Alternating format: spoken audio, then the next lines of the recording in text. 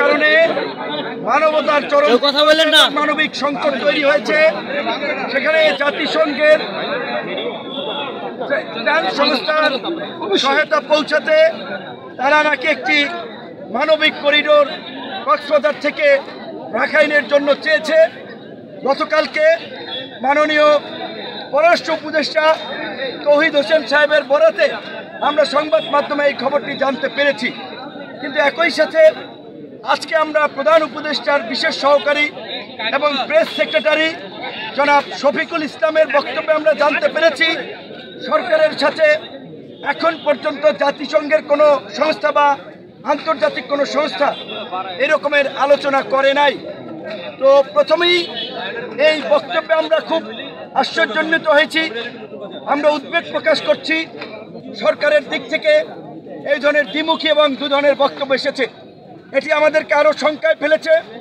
আমরা আরও উদ্বিগ্ন হচ্ছি যে তাহলে প্রকৃত ঘটনা নিয়ে লুকোচুরি করা হচ্ছে কিনা।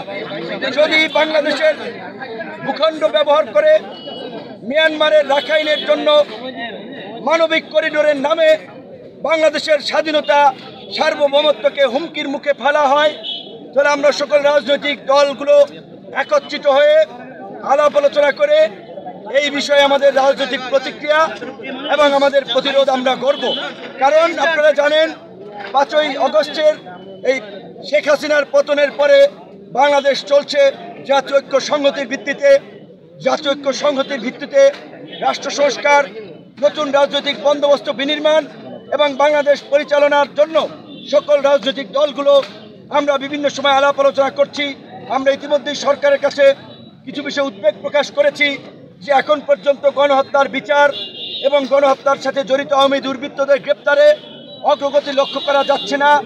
এবং এরই মধ্যে এই যে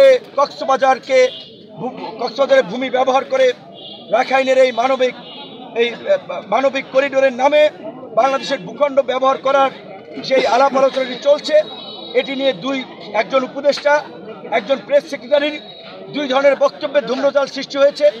আমরা উদ্বিগ্ন হয়েছি, আমাদের উদ্বেগটি আমরা প্রধান উপদেষ্টার কাছেও জানাবো।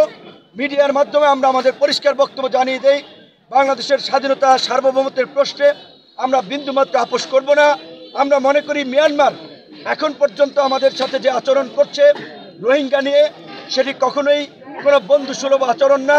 কাজেই মিয়ানমারকে যদি এই মানবিক করিডোরের নামে বাংলাদেশের ভূখণ্ড ব্যবহার একটা রাস্তা তৈরি করে দেওয়া হয়, সেটি বাংলাদেশের স্বাধীনতা সার্বভৌমত্বকে হুমকির মুখে ফেলবে এবং বাংলাদেশের অভ্যন্তরীণ অস্থিতিশীলতাকে উস্কে দিবে।